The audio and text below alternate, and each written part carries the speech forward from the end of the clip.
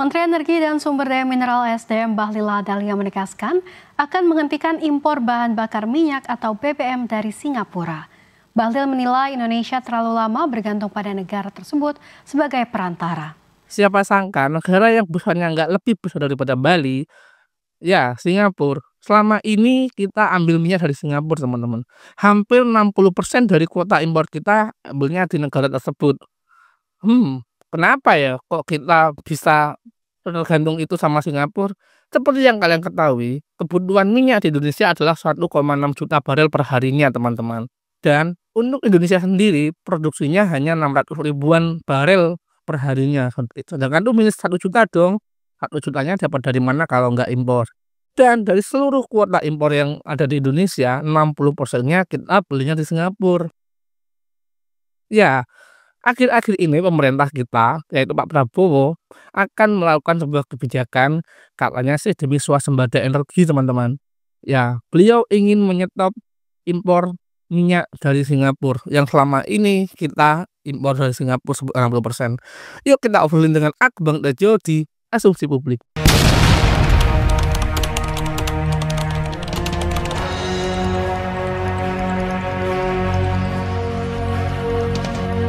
Sebenarnya yang menjadi ini iron adalah negara yang tadi ukurannya kecil, nggak lebih besar daripada Bali, mereka itu sebenarnya nggak punya sumur minyak, teman-teman. Tapi kenapa ya, kok bisa negara sekecil itu bisa mensuplai kita sebesar 60%, berarti sekitar 400 ribuan per barelnya, teman-teman, per harinya.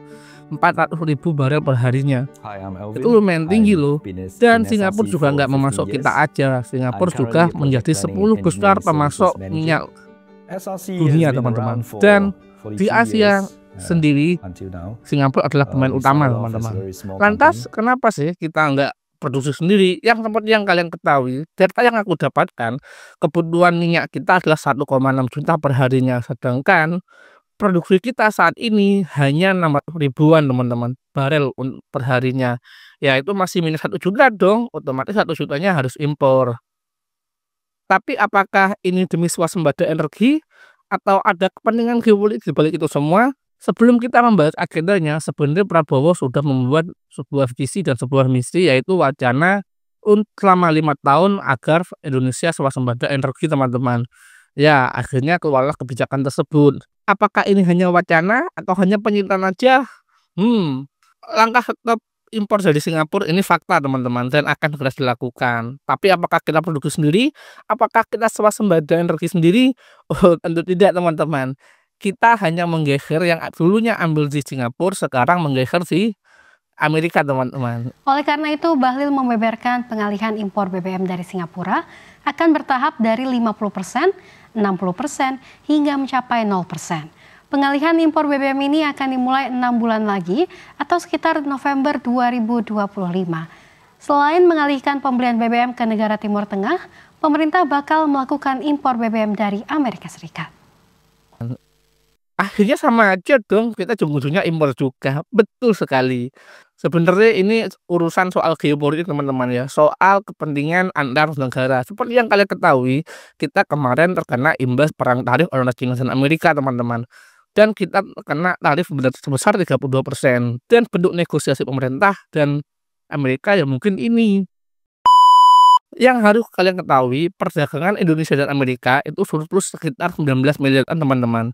Ya, itu yang membuat Amerika menekan Indonesia, dan pemerintah Indonesia berjanji akan melakukan impor minyak, khususnya energi, ya, minyak dan gas kalau nggak salah, yang nominalnya lumayan besar, teman-teman, sekitar 300 sampai 160 triliunan, teman-teman. Ya itu seperti barter sih ya.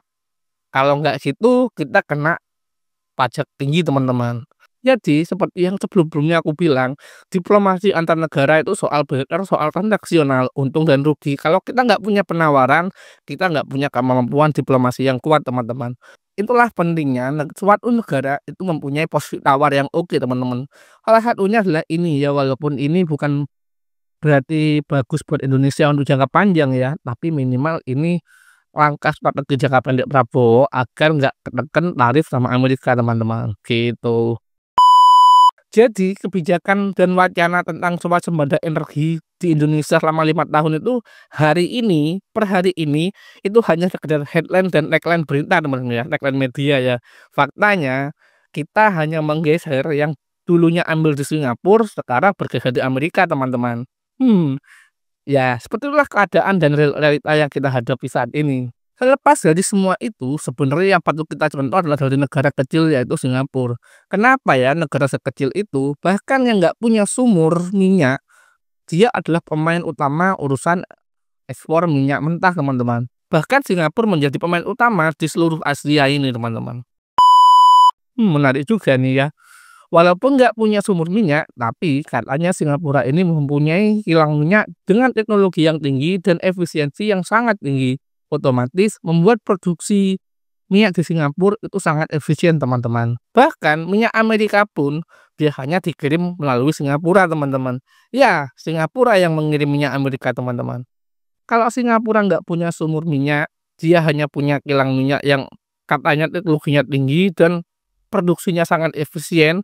Lantas bagaimana dengan Indonesia, teman-teman? Indonesia sebenarnya mempunyai sebuah kilang minyak, teman-teman. Indonesia sebenarnya punya banyak kilang, teman-teman, tapi mayoritasnya udah tua dan nggak efisien, bahkan rawan meledak. Lokasi kilang tersebut ada di Cilacap, Balikpapan, Dumai, dan usianya puluhan tahun. Banyak insiden kebakaran dan ledakan bocor. Kapasitasnya pun nggak sampai 1 juta barel, teman-teman, per harinya. Sementara Singapura bisa produksi 1,5 juta barel per hari. Jepang dan Korea Selatan bahkan bisa di atas 3 juta. Wow. Jadi wajar ya kalau masih impor dan wajar aja kalau kilang minyak kita selama ini hanya menguras APBN. Jarang tuh kita dapat profit dari kilang minyak, teman-teman.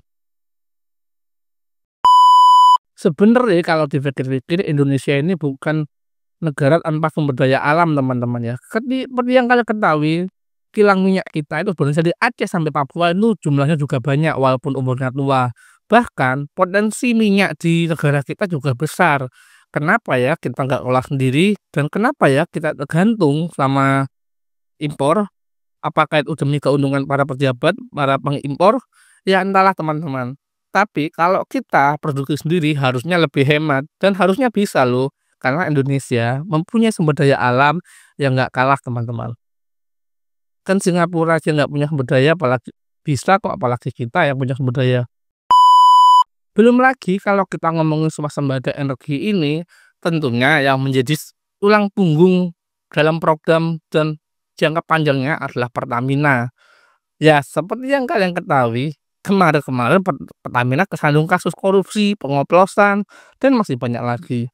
Apakah bisa sih Pertamina dalam waktu dekat ini dipasrahkan tugas oleh negara untuk memegang tanggung jawab masalah refining dalam negeri? Apakah Pertamina bisa untuk mengolah efisiensi produksi minyak dalam negeri? Komen, teman-teman. Dengan banyaknya kasus Pertamina seperti pengoplosan, bahkan beberapa kasus direksi yang tertangkap korupsi, bahkan sampai banyak fasilitas juga yang meledak. Kinerjanya dibanding Petronas jauh banget. Petronas untungnya 211 triliun, teman-teman. Petronas itu adalah perusahaan swasta. Sedangkan Pertamina cuma 72 triliun dengan subsidi. Bahkan harga bensin Pertamax di Malaysia RON 95 lebih murah daripada kita yang jual 92. Ini berarti ada yang salah dong. Di Malaysia RON 95 itu lebih murah daripada RON kita yang 92 Pertamax di Indonesia. Ini yang salah siapa, teman-teman? Pertamina atau pemerintah? Atau kita yang salah, teman-teman? Karena kita mau beli RON 92 yang mahal. Entahlah. Ya, gimana lah kita mau swasembada energi kalau Pertaminanya masih banyak kasus dan banyak yang harus diperbaiki, teman-teman. Dengan tanda kutip ya. Sebenarnya kalau kita benar-benar niat ingin swasembada energi, harusnya ada langkah-langkah konkret seperti 1. Relativitas kilang tua dan bangun kilang baru. Tentunya dong. Efisiensi BUMN dan tekan korupsi itu pasti, teman-teman. Diverifikasi energi batubara, LNG, dan listrik. Jadi semuanya diverifikasi agar pengelolaannya nggak amburadul, teman-teman. Kurangi ketergantungan BBM untuk transportasi. Dan kabarnya Rosneft Rusia mau bantu bangun kilang baru bareng Pertamina. Kalau beneran jadi, ini game changer sih teman-teman. Tapi bisa nggak ya kita kelola bareng tanpa bocor ke mafia migas? Komen teman-teman. Kemudian kita ketahui banyak rumor tentang mafia, mafia gas, mafia minyak, mafia ya seperti itulah.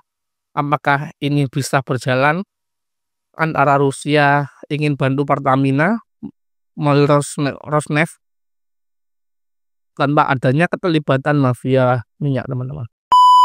Jadi kesimpulannya stop impor ke Singapura ini apakah dalam rangka swasembada energi atau hanya untuk kepentingan geopolitik agar kita nggak begitu ditekan sama Amerika? Tuliskan pendapat kalian. Kalau kita mau swasembada energi, sebenarnya yang harus dilakukan reformasi dulu. Birokrasi kita banyak yang terkandung kasus. Pertamina kemarin juga terkandung kasus pengoplosan dan masih banyak lagi kasus di departemen di negara kita. Kurang ketatnya pengolahan sama pemerintah sebelumnya harusnya dapat diperbaiki dong sama pemerintah yang baru. Kuharap Pak Prabowo ke depannya segera mendisiplinkan dan menata ulang birokrasinya dan departemen baik BUMN, kementerian dan departemen semuanya agar semakin transparan dan semakin terkelola dengan bagus sehingga membuat swasembada energi menjadi memungkinkan. Kalau sekarang sih masih agak sulit ya posisinya karena sekarang seperti yang kalian ketahui kita dalam posisi yang nggak menguntungkan. Di Amerika kita kenakan tarif, di internal kita juga masih belum bagus pengelolaannya, otomatis swasembada masih urusan visi teman-teman, belum sampai ke misi. Ya mudah-mudahan dalam 5 tahun ke depan Pak Prabowo bisa melanjutkan visinya menjadi sebuah misi. Ya mungkin dalam 5 tahun ini, dalam periode ini, kuharap Pak Prabowo bisa segera merealisasikan program swasembada energi ini. Karena jika program ini beneran tercapai, penghematan dan efisiensi anggaran kita sangat, bahkan nggak soal penghematan anggaran teman-teman, kita juga bisa dapat peluang untuk menambah profit yang didapat dari pemurnian minyak dalam negeri atau refining tadi teman-teman.